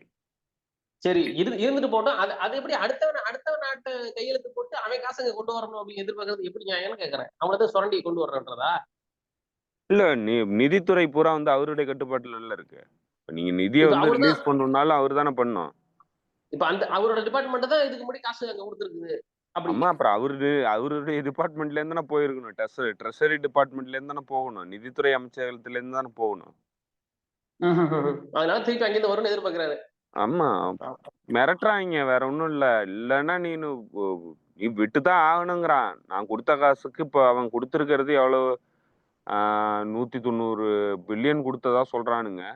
அதுல ஜெலன்ஸ்கி என்ன சொல்றாரு, பாதி காசு தாண்டா வந்தது, மீதி காசுல எங்க போச்சுன்னு எனக்கே தெரியலங்கிறாரு. இப்ப பாதி காசுன்னா $100 பில்லியன் தான் வந்திருக்குது. $100 பில்லியன் கொடுத்துட்டு இப்ப ட்ரம்ப் என்ன கேக்குறான்னா, $500 பில்லியன் சொத்தை எழுதி கொடுறாங்கிறா. அதெல்லாம் இதுதான் அமெரிக்கா கூட போய், இது எப்படின்னா உங்களுக்கு சின்ன மீனை போட்டு பெரிய மீனை பிடிக்கிறது. அவனுக்கு எதுக்கு வந்தானுங்க? இவனுங்களுக்கு உதவி பண்றதுக்கு வந்தானுங்க, திருடுறதுக்கு தான் வந்தானுங்க. அந்த அறிவு இல்லாம எப்படி ஒத்துக்கிட்டாங்க? நீ போய் வலுக்கட்டாயமா வந்து நானு எனக்கு உதவி பண்ணு, நான் வந்து பக்கத்துல இருக்கிற ஒரு பெரிய மீனை வந்து அடிக்கிறதுக்கு எனக்கு உதவி பண்றா வாடா அப்படின்னு சொல்லி இவனுங்க கூப்பிட்டானுங்க. கடைசி இவனை தூக்கறதுக்கு தான் அவன் வந்திருக்கிறான். இவனுங்க போயிட்டானுங்க அவன் வாயில. போன 20ஆம் தேதி தான் 10 வருஷம் முடிஞ்சிருக்கு. என்ன நடந்தது அப்படின்னா, அந்த என்ன மைதானம் அது, கீவ் மைதானா உக்ரைன் மைதானா என்னவோ சொல்லுவாங்கல்ல, மைதான் கீவ்ல இருக்கிற ஒரு மைதான்ங்கிற ஒரு இது இடம். ஆமா, இங்க இப்ப ஜார்ஜியால வந்து லிபர்ட்டி ஸ்கொயர்னு ஒன்று இருக்கு. அது போல வந்து அங்க ஒரு மைதான் இருக்கு. அந்த மைதானம் வந்து எல்லா இடத்துலயும் இருக்கு. அந்த இதுல எல்லாம் மைதான் ஒரு இடம் இருக்கும். அது போல அந்த மைதானில் போராட்டம் நடத்தி அந்த ஆட்சியை கலைச்சு இவங்க வந்து புதுசா இவங்க இந்த கொண்டு வந்து 10 வருஷம் ஆச்சு. இந்த 10 வருஷம் முடியும் போது இவனை முடிச்சிட்டாங்க. அதான் நடந்திருக்கு. நாட்டை முடிச்சிட்டாங்க. இவனை மட்டும் இல்ல, நாட்டையே முடிச்சிட்டாங்க 10 வருஷம் முடியும் போது. நாட்டையே முடிச்சிட்டாங்க, ஐரோப்பிய ஒன்றியத்தை முடிச்சிட்டாங்க, ஜெர்மனியை முடிச்சிட்டாங்க. ஒரு கல்லுல 100 மாங்காய் அடிச்சிட்டாங்க. இப்ப ஜெர்மனியுடைய அந்த வெளியுறவு அமைச்சர் அந்த லேடி வந்து மார்க் ரூபியோட்ட பார்த்து என்ன சொல்லிருக்கோம், நீங்க திடீர்னு எங்களை ஒதுக்கி வச்சுட்டு நீங்க வடக்கு போய் அவங்க கூட உட்காந்து பேசிட்டீங்க, இதெல்லாம் சரியா? அப்பெல்லாம் பண்ணாதீங்க, நமக்கு இங்க நிறைய வேலை இருக்கு. நீங்க வந்து எங்கெல்லாம் கேட்காம நேரடியா போய் ரஷ்யா கிட்ட பேசுறதெல்லாம் முறையா? நீங்க எங்களுக்கு கலந்துக்கல ஒண்ணு. ரெண்டாவது அது மட்டும் இல்லாம நாங்க நிறைய செலவு பண்ணியிருக்கோம், நிறைய வந்து டையப் வச்சிருக்கோம், நிறைய அவங்க பகிச்சிருக்கோம். நீங்க பாட்டுக்கு இப்படி பேசுறீங்களே சரியா அப்படின்னு கேட்டிருக்காங்க. அவரு ஓகே ஓகே பார்க்கலாம். அதுக்கு வந்து அப்பல்லாம் உங்களெல்லாம் விட்டுற மாட்டேன்னு அவர் போயிட்டாரு. திருப்பி வந்து பிரான்ஸ்ல இருந்து மேக்ரோன் வந்து பேசிட்டு இருக்காப்ல. நீங்க வந்து ரஷ்யாவை வந்து ரஷ்யா கூட கையெழுத்து போட்டுருவோம், ஜெயிக்க விட்டுருவோம். ரஷ்யாவை வந்து ஜெயிக்க விட்டுருக்கீங்க அப்படின்னா எல்லாமே இங்க முடிஞ்சு போயிடும் அப்படின்னு அவங்க தரப்புல பேசிட்டு இருக்காங்க. இப்ப இவங்க நீங்க இந்த முன்னாடி இவரு சொல்ற மாதிரி நீங்க என்ன சொன்னீங்கன்னு நினைக்கிறேன். ஹென்றி கிசஞ்சர் சொன்ன மாதிரி எங்களுக்கு எதிரியா இருக்கிறதெல்லாம் பிரச்சனையா இல்ல, எங்களுக்கு நீ நண்பனா இருந்தாதான்டா உனக்கு பிரச்சனை அப்படின்ற மாதிரி தான் ஆக்கி வச்சிருக்காங்க இப்ப. ஹென்றி கிசஞ்சர் சொன்னதுதான். எதிரியா இருந்தான்னா ஆபத்து, நண்பனா இருந்தான்னா உன் உயிரே போயிடும். அவ்வளவுதான் அவ்வளவுதான், அந்த நிலைமையில தான் இருக்கு. அவ்வளவுதான். என்னன்னா இதுல என்னன்னா இப்ப இந்த ஜெர்மனி இவனுங்க எல்லாம் என்ன சொல்றானுங்கன்னா, நீ இந்த பிரச்சனையே முடிக்கணுங்கிற, நாங்கெல்லாம் இன்வெஸ்ட் பண்ணிருக்கோமே, எங்க காசுலாம் எங்க வச்சுங்கிறான். இப்ப நீ $100 பில்லியன் கொடுத்துட்டு 500 பில்லியன் வாங்குறல்ல, இப்ப எனக்கு நான் கொடுத்த காசு அதெல்லாம் மறந்துடணும். ஒன்னே இத்தனை நாளா வந்து உனக்கு வந்து நான் இப்ப இவனுங்க ஒண்ணும் கேட்கலங்க, ஒண்ணும் கேட்கல.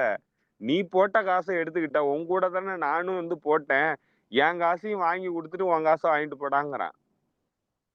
அப்படிலாம் கிடையாது. அவங்க அதை ரொம்ப தெளிவா அவங்க போடுற இதை பாத்தீங்கன்னா, மினிட்ஸ் ஆஃப் மீட்டிங் பாத்தீங்கன்னா செமையா இருக்குது. எப்படி தெரியுமா சொல்றாங்க, ஒட்டுமொத்த வருவாயில 50% அமெரிக்காவுக்கு அப்படிதான் முதல் கேக்குறானுங்க.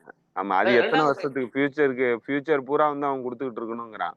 இதுல என்ன சொல்றாங்கன்னா, இப்ப நீங்க என்னன்னா, ஜெர்மனி வந்து முதல் உலக போர்ல அக்ரஸர், ஜெர்மனினாலதான் போர் ஏற்பட்டுச்சுன்ட்டு ரெப்பரேஷன் கொடுக்க சொன்னாங்க ஜெர்மனிய. அதாவது நட்டையீடு கொடுக்க சொன்னாங்க. அந்த நெட்டையீடு கொடுத்ததுனால ஜெர்மன் வந்து இம்மீடியட்டா பொருளாதார சிக்கல்ல போய், ஜெர்மனோட பணத்தோட மதிப்பு முற்றும் முழுதா போய் பெரிய பஞ்சம் ஏற்பட்டுச்சு ஜெர்மனியில. அதனுடைய விளைவு தான் ஹிட்லர் வந்து உருவானது, பாசிசம் உருவானது. அதுக்கப்புறம் 2வது உலக போருக்கு போனானுங்க. அதுல பெரிய இழப்பு ஏற்பட்டு பெரிய அளவுக்கு அவனுங்கள்ட்ட ரெப்பரேஷன் மறுபடியும் வாங்கினானுங்க. இப்போ முதல் உலக போர்ல ஜெர்மனி கொடுத்த ரெப்பரேஷனை விட அதிகமான அளவுக்கு பெரிய செலவு வந்து பெரிய இழப்பு வந்து யுக்ரைனுக்கு ஏற்பட்டிருக்கிறதா மதிப்பீடு பண்றாங்க.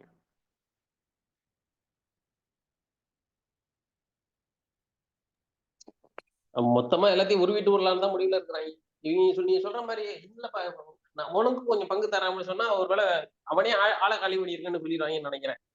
இவனே காலி பண்ணிட்டு இருக்கு. இவனை காலி பண்றதுனால மட்டும் ஒன்னும் ஆயிட போறது இல்ல, ஒன்னும் கிடையாதுங்க. இவன் வந்து ரஷ்யா கூட உடன்பாட்டுக்கு போனாக்க உன்னைய வந்து மரத்துல தூக்கு மாட்டி தொங்க வச்சுருவான்டான்னு அங்க இருக்கிற நியோனாஜிகள் சொல்லிட்டு இருக்கானுங்க. இல்லப்பா, அவங்க அப்படி சொல்ல போவதானே இப்ப இந்த போரே வந்துச்சு. அதுதான் சொல்றேன். இப்ப என்னன்னா, இவன் பேச்சுவார்த்தைக்கு போனாலும் இவன் தொங்குறது உறுதி, போகலன்னாலும் தொங்குறது உறுதி.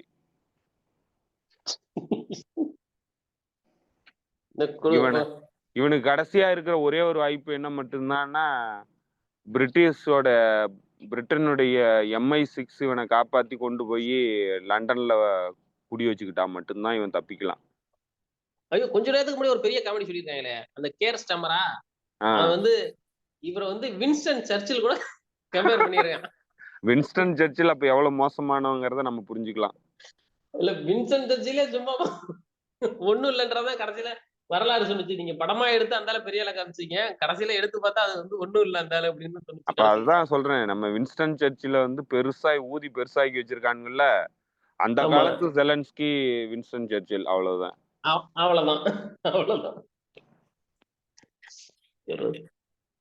ஓகே தோழர், பார்க்கலாம். சரிங்க தோழர், மீண்டும் சந்திப்போம் தோழர்களே. நன்றி, வணக்கம்.